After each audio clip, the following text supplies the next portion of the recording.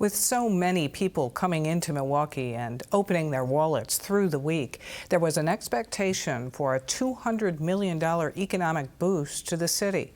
But as Stephen Potter reports, while some businesses made out, others fell flat. For some, the restaurant business this week in Milwaukee has been booming. From the minute we opened our doors yesterday, all the way through, we have been slammed busy. We have been packed full. For Marla Poitinger from the New Fashioned Bar and Restaurant, which is right across from the Fiserv Forum, the increase in traffic from the Republican National Convention has more than exceeded expectations. We told our team to expect about the equivalent of one Bucks game every day this week, which would have been fantastic, 4 days in a row. Yesterday alone, we did 5 Bucks games. But for others who are further away from the convention activity, business has been significantly different and disappointing. Well, we've been hearing people haven't been coming down because restaurants are not getting enough business. It seems like there are just so many events going on. We're also kind of on the outskirts of where everything's taking place. People sometimes, it seems like they're forgetting the local spots. We had extra staff on ready standby, but we've actually called off a few people here and there just because numbers have not been what we expected.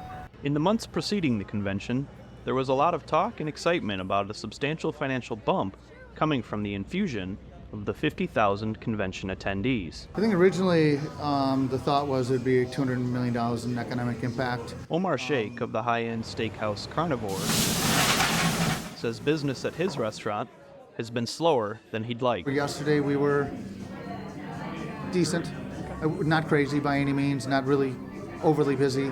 Normally, Sheikh says, conventions that come to town for company meetings and trainings are busy, but the Republican National Convention isn't a normal convention. There aren't restricted areas and security and things of this nature, so I would say political conventions are certainly different. Sheikh says he's also talked to some restaurant owners who decided not to open at all during the week of the convention. And they said, look, I don't really have a lot of reservations on the books. So if I don't have business, if I order a lot of the product, it's perishable, right? And they don't do business, then they actually lose money. One person keeping a close eye on the economic impact of the RNC is Dale Koyenga. He's the president of the Metropolitan Milwaukee Association of Commerce.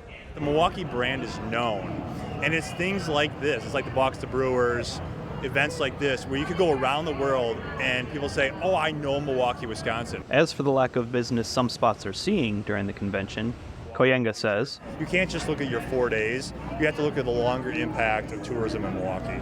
For Sheikh, he may have wanted more of an economic impact from the RNC, but he also understands it's a long game. The greater hope is that everyone that came here from around the world and around the country to say, this is an incredible city. I want to return to that city. I want to go back to that restaurant. I want to go back to stay in that hotel. And hopefully that a lot of people and a lot of organizations will see how great of a city it is that they'll book large-scale conventions here with us.